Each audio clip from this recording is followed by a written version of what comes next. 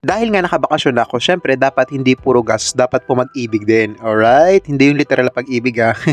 So yan, hulaan nyo na lang kung saang branch ako nagpunta ng pag-ibig. Ang sweet kasi ng dalawang to, kaya feeling ko sign na talaga to para mag-open ng MP2 account. Syempre dapat meron kang pag-ibig mid number. Tapos magpipill up ka lang ng form ng MP2. Syempre, galingan natin sa pag-fill up kasi baka mamaya mapunta sa iba yung pag-ibig ko eh.